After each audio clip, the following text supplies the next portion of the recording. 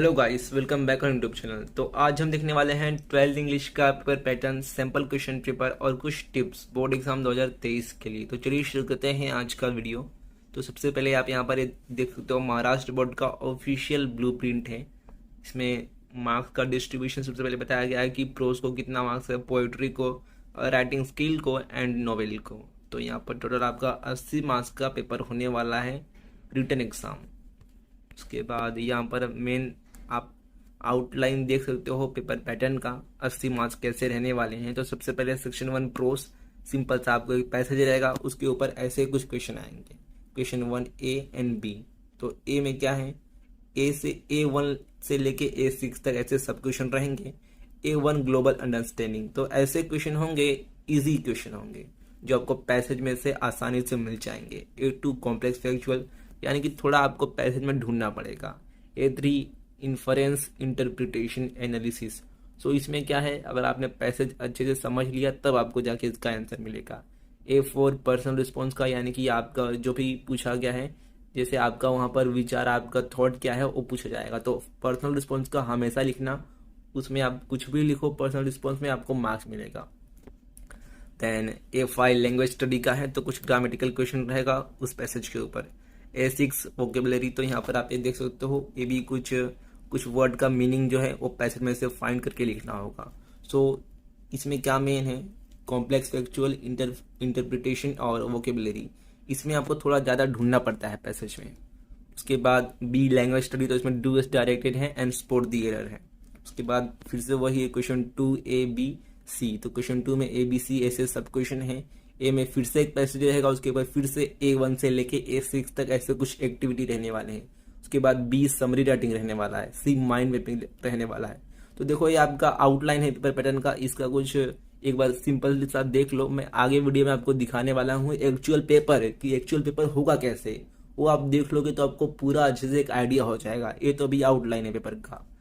उसके बाद सेक्शन 2 है पोएट्री वाला, इसमें आपका पोएट्री का पार्ट रहेगा और एप्रिसिएशन 4 मार्क्स के लिए रहने वाला है। तो सबसे पहले लाइंस दी होगी 10-15 लाइन, उसके ऊपर A1 से लेके A5 तक ऐसी कुछ एक्टिविटीज रहने वाली है। उसके बाद बी एप्रिसिएशन 4 मार्क्स के लिए। उसके बाद राइटिंग स्किल, तो यहाँ पर आप देख सकते हो राइटिंग स्किल में 4 सब क्वेश्चन होंगे और सब में आपको ऑप्शन होगा, 3-3 ऑप्शन। जैसे कि ए में आप देख सकते हो drafting, virtual message, statement of purpose, group discussion. इसमें से कोई एक लिखना होगा 4 मार्क्स के लिए। तो राइटिंग स्किल आपका 16 मार्क्स के लिए होने वाला है। उसके बाद यहाँ पर देख सकते हो 4 है आपका सेक्शन जो है नोवेल सेक्शन। तो इसमें क्या है, 4 सब क्वेश्चन होंगे ABCD। जो सब क्वेश्चन ए है वो आपका ऑब्जेक्टिव वाला होगा, इसमें MCQ हो सकता है या फिर फिल इन द ब्लैंक्स हो सकता है, और ट्रू फॉल्स हो गया, मैच द फॉलोइंग, ऐसे क्वेश्चन आ सकते हैं। उसके बाद B, C एंड D, ये आपके ऐसे रहेंगे कि आपको 50 वर्ड्स में आंसर लिखना होगा पर्टिकुलर क्वेश्चन का। और क्वेश्चन 5A, यानी कि जो नोवेल सेक्शन का सब क्वेश्चन ए है वो आपका 4.1, ये जो चैप्टर है नोवेल उस पे रहेगा। वैसे ही जो सब क्वेश्चन बी है 4.2 पे रहेगा, और सब question C and D 4.3 and 4.4 इस पे डिपेंड रहेंगे। यानी कि एक जो आपका नोवेल है उसका एक एक सब क्वेश्चन का पार्ट आने वाला है। तो यहाँ पर आप कुछ इंपॉर्टेंट इंस्ट्रक्शन देख सकते हो जो बोर्ड ने बताए हैं। इसमें सबसे इंपॉर्टेंट क्या है, यहाँ पर सबसे मेन आपके लिए जाने लायक बात क्या है, तो यहाँ पर देखो, in case of mind mapping the model answer will be just for reference and can not be treated as exact. तो यहाँ पर देखो जो भी आपका राइटिंग स्किल में पूछा गया है ना, तो जैसे यहाँ पर क्या है, आपका ईमेल राइटिंग हो गया, इंटरव्यू राइटिंग हो गया, उसके बाद माइंड मैपिंग, ये सब जो हो गया ना, तो जैसा आप बोर्ड ने आंसर, देखो बोर्ड मॉडल आंसर भेजता है सभी टीचर को, एग्जामिनर को चेक करने के लिए। तो जैसा बोर्ड का आंसर होगा ना, सेम टू सेम वैसा लिखो, ऐसा कुछ नहीं है। आपने सही लिखा होगा कुछ भी तो मार्क्स मिलने ही वाला है। वो सब बस टीचर्स जो चेक कर रहे हैं पेपर, उनके रेफरेंस के लिए होता है। तो ऐसा आपको टेंशन लेने की जरूरत नहीं है कि जो मुझे डाइजेस्ट में दिखा था सेम टू सेम वैसा ही लिखना होगा, ईमेल था तो वैसा ही लिखना होगा, ऐसा कुछ नहीं होता है। आप बस अच्छे से लिखो, जो फॉर्मेट है उसका उसमें लिखो, आपको मार्क्स मिलने ही वाले हैं। ऐसा ही पर्सनल रिस्पॉन्स के क्वेश्चन में भी होता है, आप अपने हिसाब से जो लिखो अच्छे से लिखो। उसके बाद यहाँ पर देख सकते हो, उसके बाद activity should not be repeated by any means throughout the activity sheet. Then varieties novel activity are expected throughout the activity sheet. And यहाँ पर देखो section B question 5B, C, D are purely memory based question. तो देखो passage नहीं आने वाला है, board ने सिंपली यहाँ पर कहा है कि प्योरली मेमोरी बेस्ड क्वेश्चन, आपको इसमें ही सबसे ज़्यादा मेहनत करना पड़ेगा। दो varieties of options are mention at each place, similar format should not be repeated throughout section 5। तो सबसे मेन आपका जो है वो नोवेल सेक्शन हो जाता है। देखते हैं कि क्यों मेन है, कैसे क्वेश्चन आते हैं इसमें से। तो यहाँ पर देखो जो हमारा प्लेलिस्ट है 12th इंग्लिश का मैंने बना के रखे हैं, बहुत सारे वीडियोस बनाए हैं। नोवेल हो गया, उसके बाद प्रोज, पोएट्री, राइटिंग स्किल, बहुत सारे इंग्लिश के मैंने वीडियो बनाए हैं 12th इंग्लिश महाराष्ट्र बोर्ड के। आप इस प्लेलिस्ट को जाके चेकआउट कर सकते हो, इसका लिंक नीचे डिस्क्रिप्शन बॉक्स में मिल जाएगा। तो ये है आपका एक पेपर, बोर्ड का पेपर जो 2022 में हुआ था। कोरोना के बाद नए सिलेबस का पहला एग्जाम हुआ था। तो इससे बढ़िया मॉडल पेपर आपके लिए कुछ हो ही नहीं सकता, क्योंकि ये बिल्कुल बोर्ड का पेपर है। तो देखते हैं कि क्या है। सबसे पहले कुछ इंपॉर्टेंट इंस्ट्रक्शन दिए गए हैं जिसे आप पढ़ सकते हो। उसके बाद यहाँ पर आपका आता है सबसे पहले सेक्शन 1 प्रोज। तो सबसे पहले आपको यहाँ पर एक पैसेज दिया गया है, देन इसके ऊपर A1 से लेके A6 तक कुछ एक्टिविटीज दी होंगी। A1 देख लेते हैं। तो A1 है ट्रू फॉल्स, जो इजीली आपको यहाँ पर ऊपर ऊपर से आप पढ़ोगे तो मिल जाएंगे। देन A2 रीअरेंज, ए भी इजीली मिल जाएंगे।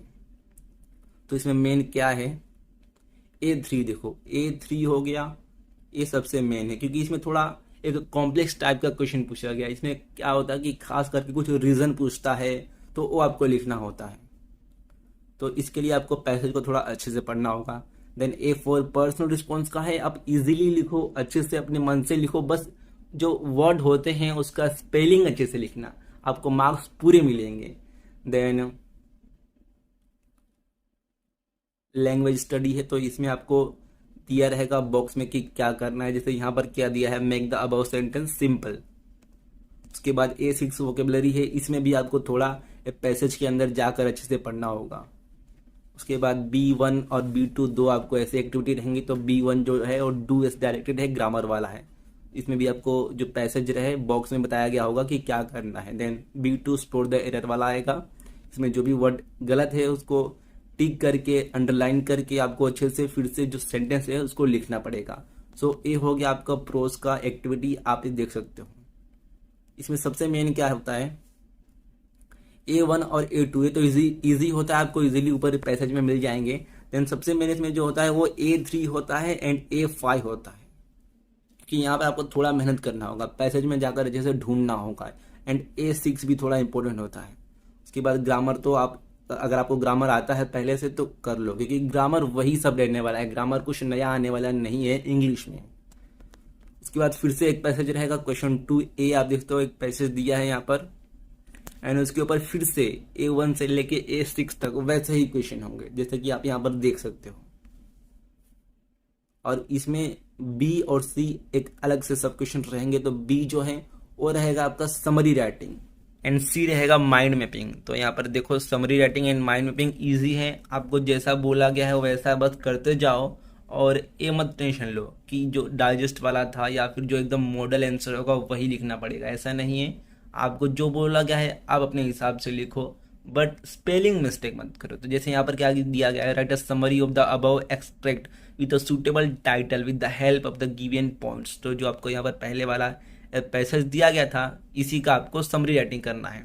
एंड यहाँ पर क्या पॉइंट्स है ये बताया है बोर्ड ने। तो सबसे पहले यहाँ से चालू करना है इस पॉइंट को, उसके बाद यहाँ तो बहुत ईजी है, इसमें कुछ ज़्यादा आपको टेंशन लेने की जरूरत नहीं है, क्योंकि यहाँ पर बोर्ड ने खुद बता दिया है। यहाँ पर देखो क्वेश्चन में खुद बताया गया है कि कौन कौन से पॉइंट से स्टार्ट करना है। तो सबसे पहले रतन टाटा अर्ली कैरियर, तो उनके अर्ली कैरियर के बारे में एक लाइन लिखना है, देन उसके बारे में ऐसा आपको लिखना है। एंड जो भी टाइटल है वो आपको इम्पोर्टेंट होता है देने के लिए।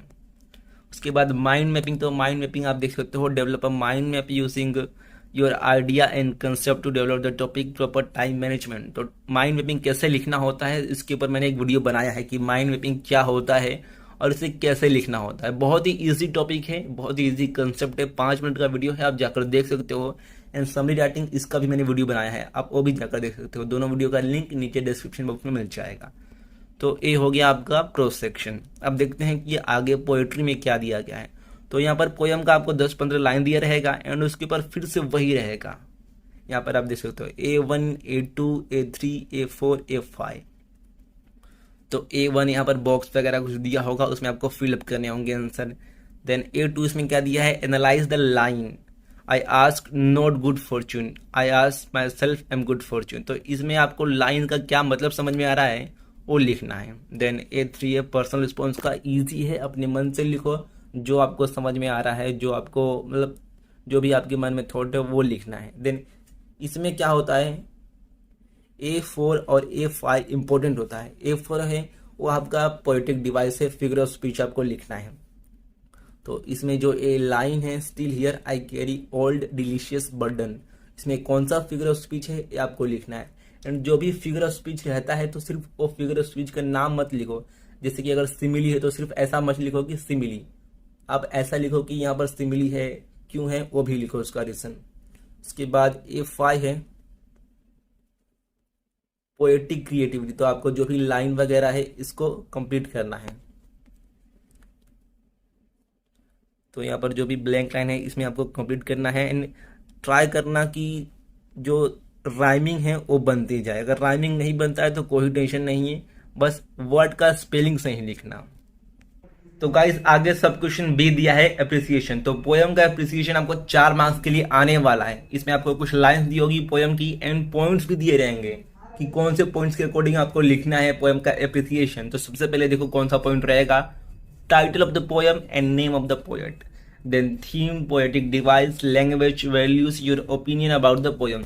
तो इसमें से देखो आपका जो ये पॉइंट 1 है ये तो इजी है, क्योंकि आपने अगर ये पूरा लाइन पढ़ लिया अच्छे से और आपने पूरे पोयम जितनी है 6-7 पोयम जो है आपकी 7-8 पोयम, अगर आपने उसे एक बार भी पढ़ा होगा तो आप इजीली ये पहला पॉइंट तो लिख दोगे कि title of the poem, poem का नाम क्या है और पोएट का नाम क्या है। तो जैसे ये जो लाइन है ये कौन सी पोयम से है, सो ये वाला पोयम है have you on your tomorrow and इसके राइटर हैं एडगर गेस्ट पोयम। सो इसके बाद थीम लिख दो, poetic device, language, values, your opinion about the poem. तो ये हो गया आपका 4 मार्क्स अप्रिसिएशन का। अब आगे देखते हैं राइटिंग स्किल। तो राइटिंग स्किल देखो 16 मार्क्स के लिए आने वाला है और इसमें 4 सब क्वेश्चन होंगे, A B C and D, और सब में 3 ऑप्शन रहेंगे, इसमें से कोई एक लिखना होगा। तो जैसे आप यहाँ पर देख सकते हो सब क्वेश्चन ए में सबसे पहले आपको रहेगा drafting a virtual message, statement of purpose and group discussion. तो जो इजी लगे आपको राइटिंग स्किल में, जो आपको अच्छे से आता हो वही लिखना। उसके बाद बी है any one of the following activities. तो इसमें देखो ईमेल है, रिपोर्ट है, इंटरव्यू क्वेश्चन है। तो ईमेल, रिपोर्ट और इंटरव्यू, इसमें से ईमेल बहुत इजी है, इंटरव्यू भी बहुत इजी है, जो आपको आए वो लिख देने का। एंड ऑलवेज रिमेंबर जो ईमेल राइटिंग होता है वो बॉक्स में लिखते हैं, ऐसा नहीं कि लेटर जैसा आपको सिर्फ उसे लिख देना है, उसे बॉक्स बनाकर लिखने का ईमेल राइटिंग को। एंड यहाँ पर आप देख सकते हो। उसके बाद सी सब क्वेश्चन में speech writing, comparing and expansion of ideas, इसमें से कोई एक 4 मार्क्स के लिए आपको अटेम्प्ट करने होंगे। एंड जो पॉइंट यहाँ पर बताया गया है उस पॉइंट के अकॉर्डिंग लिखने की कोशिश करना। एंड समरी राइटिंग हो गया, उसके बाद एक्सपांशन ऑफ आइडियाज हो गया। इसमें टाइटल बहुत इंपॉर्टेंट होता है, टाइटल देना मत भूलना कभी भी। उसके बाद डी है, इसमें से फिर से आपको कुछ एक करना है, film review, blog writing and appeal writing. दोस्तों मैंने अपील राइटिंग का एक वीडियो बनाया है कि अपील राइटिंग कैसे लिखते हैं, क्या होता है, आप वो वीडियो जाकर देख सकते हो, लिंक नीचे डिस्क्रिप्शन बॉक्स में मिल जाएगा। उसके बाद आपका सबसे इंपॉर्टेंट, सबसे मेन आता है पार्ट, नोवेल सेक्शन 16 मार्क्स के लिए। एंड इसकी सबसे बड़ी बात है कि इसमें पैसेज नहीं है। हाँ पैसेज नहीं है, तो आधे जो स्टूडेंट होते हैं वो यही सुन के थोड़ा मतलब एक डर जाते हैं कि भाई इसमें पैसेज है नहीं तो मैं कैसे इसे अटेम्प्ट करूंगा, और इसका क्वेश्चन जो है वो कहाँ से आएगा, क्या जो ब्रेनस्टॉर्मिंग है आपका नोवेल सेक्शंस में उसमें से आएगा कि कहाँ से आएगा। देखो ब्रेनस्टॉर्मिंग जो है नोवेल सेक्शन का उसमें से डायरेक्ट आ जाएगा ऐसा तो नहीं है, ठीक है, कहीं पर लिखा नहीं है कि डायरेक्ट उसमें से ही आएगा, उसमें से भी आ सकता है या फिर वही क्वेश्चन घुमा के भी आ सकते हैं, ठीक है, वही क्वेश्चन घुमा कर भी आ सकते हैं, या फिर जो आपका लेसन है नोवेल है उसके बीच में से भी आ सकता है। तो सबसे पहले देखो आप नोवेल सेक्शन में देख सकते हो 4 सब क्वेश्चन होंगे, A B C D, यहाँ पर आप देख सकते हो। ए में आपका ऑब्जेक्टिव टाइप के क्वेश्चन रहेंगे, MCQ, find the odd one out, match the following, A हो सकता है। एंड B C D ये कुछ बड़े क्वेश्चन रहेंगे, पैसेज जैसे आपको इसमें आंसर लिखना होगा, आंसर इन 50 वर्ड्स। तो आप यहाँ पर देख सकते हो। तो मान लो जो सब क्वेश्चन ए है इसमें से आपको 4 में से मिनिमम 2 तो मिल ही जाते हैं, क्योंकि ये ऑब्जेक्टिव है, तो 2 मार्क्स इसमें आपको मिल गया है। एंड बाकी आपको इसमें मार्क्स निकालने हैं। तो यहाँ पर क्या करो, अब सारे क्वेश्चन ना अटेम्प्ट करो, ठीक है, एटलीस्ट अटेम्प्ट करो। आपको नहीं आता है फिर भी एटलीस्ट उसको अटेम्प्ट करो, क्योंकि वहां पर आपको कुछ मार्क्स मिलने के चांसेस है। अगर आपने उसको अटेम्प्ट ही नहीं किया, खाली छोड़ दिया, तो कुछ भी नहीं मिलेगा। इसलिए आप क्या करो, जो भी सारी नॉवेल हैं आपकी 4.1, 4.2, 4.3 एंड 4.4, उसका समरी सबसे पहले पढ़ो, क्योंकि समरी आप पढ़ोगे तो आपको एक आइडिया आ जाएगा ओवरऑल कि इसमें क्या है। समरी पढ़ लो, सारे जो कैरेक्टर्स हैं उनके नाम याद कर लो कैरेक्टर्स के, एंड क्या कुछ है उसका आप आइडिया ले लो। यूट्यूब पर वीडियोस देखो, तो क्या होगा, इससे एग्जाम में अगर उससे रिलेटेड कुछ क्वेश्चन आएगा तो आप एटलीस्ट कम से कम कुछ ना कुछ तो लिख ही दोगे। तो यहाँ पर देख सकते हो आप, मैंने इंग्लिश का जो नॉवेल सेक्शन है उसके वीडियोस भी बनाए हैं, 4.1, 4.2, 4.3, 4.4, उसका समरी हो गया, ब्रेनस्टॉर्मिंग हो गया, मैंने उसके वीडियोस बनाए हैं, आप जाकर देख सकते हो। एंड नॉवेल सेक्शन के टिप्स भी मैंने उसमें बताए हैं, आपको भी जाकर देख सकते हो, ये प्लेलिस्ट को चेकआउट कर सकते हो। तो देखो, जो आपका 4.1 है हिस्ट्री ऑफ नॉवेल, उसमें क्या है कि जितने भी राइटर्स हैं और उनकी बुक्स कौन सी हैं, वही पार्ट इंपॉर्टेंट है, वही पार्ट उसमें दिया गया है। तो आप वो अच्छे से याद कर लो कि कौन सा राइटर किस देश का है एंड उसका नॉवेल, उसका बुक कौन सा है। तो देखो, वीडियो का समरी क्या है। सबसे पहले तो आप जो पेपर पैटर्न हो गया आपका इंग्लिश का एंड क्वेश्चन पेपर हो गया, वो जाके डाउनलोड कर लो, लिंक नीचे डिस्क्रिप्शन बॉक्स पे है। उसके बाद जब भी आपको पेपर मिलता है तो सबसे पहले जो पैसेज है इंग्लिश का उसको पढ़ो। एंड ग्रामर के बारे में टेंशन, मतलब कि ग्रामर तो सब वही पुराने वाला रहने वाला है, जो आपने 10th 11th में पढ़ा हुआ है ग्रामर, वही ग्रामर रहेगा, ग्रामर कुछ नया नहीं है। देन उसके बाद फोर्थ टिप तो यही बताऊंगा कि जो राइटिंग स्किल के लिए जो सबसे इजी है, जो सबसे अच्छे से आपको एकदम आता है, उसी को चूज करो। Then focus on novel part. Novel part पे फोकस क्यों कर रहा है आपको पता चल गया होगा, क्योंकि वो बिना पैसेज के आने वाला है 16 मार्क्स के लिए। तो नोवेल सेक्शन को आप पढ़ना चालू कर दो। उसके बाद नेवर स्किप एनी क्वेश्चन, तो आपको कोई भी क्वेश्चन स्किप नहीं करना है। नहीं आ रहा है तो उस क्वेश्चन को लिख दो, बाद में यहाँ पर आपको पेपर, बाद में वहां पर कुछ एटलीस्ट लिख देने का, एक आध वर्ड लिख देने का, उसे खाली मत छोड़ना। एंड ऐसा ही पर्सनल रिस्पॉन्स का क्वेश्चन हो गया, पर्सनल रिस्पॉन्स में आप कुछ भी लिखो अपने मन से, चलेगा, उसे बस स्किप मत करना। देन 7th का tip, try to avoid spelling mistake, ठीक है, स्पेलिंग मिस्टेक मत करना, क्योंकि इंग्लिश में यही इंपॉर्टेंट होता है। अगर आपने कुछ स्पेलिंग मिस्टेक कर दिया तो आपका वहां पर मार्क्स जा सकता है। एंड 8वां क्या है, don't completely ignore the English subject. तो देखो, लैंग्वेज के सब्जेक्ट में सबसे मेन होता है इंग्लिश। आपका हिंदी या फिर मराठी तो एक टाइम निकल भी जाएगा, क्योंकि आपका ये मदर टंग होता है बहुत लोगों का। लेकिन इंग्लिश में क्या होता है, कुछ इंग्लिश में जो वर्ड का जो भी स्ट्रक्चर होता है वो समझ में इजीली आता नहीं है। एंड नोवेल सेक्शन 16 मार्क्स के लिए आने वाला है विदाउट पैसेज, तो वो भी आप याद रखना, माइंड में आप अपने याद रखना। इसलिए इंग्लिश को कंप्लीटली इग्नोर मत करो। अब इग्नोर मत करो तो मैं ऐसा नहीं बोल रहा हूँ कि डेली इंग्लिश ही पढ़ते बैठो, ऐसा नहीं है, बट इंग्लिश को कम से कम डेली या फिर हफ्ते में एक बार उठाकर देख लेना। तो इससे आपके मन में आइडिया रहेगा कि इंग्लिश में है क्या। अगर आपने इंग्लिश पूरे साल भर पढ़ा ही नहीं और बोर्ड एग्जाम में एक दिन पहले लेकर बैठोगे इंग्लिश का बुक, जब आप नोवेल देखने जाओगे तो आपको कुछ मतलब माइंड में आएगा ही नहीं। आप सोचोगे यार कि बिना पैसेज के लिए 16 मार्क्स का आने वाला है, अब मैं करूंगा क्या। इसलिए इंग्लिश से आप थोड़ा सा एक इंट्रोडक्शन, परिचित रहने का, इंग्लिश का बुक आप रोज उठाकर देखने का एक बार। सो यही था आज का वीडियो। आई होप आपको वीडियो अच्छा लगा होगा। मिलते हैं अन्य किसी वीडियो में, लेकिन जाते जाते मुझे इंस्टाग्राम पर फॉलो जरूर करना। Thank you guys.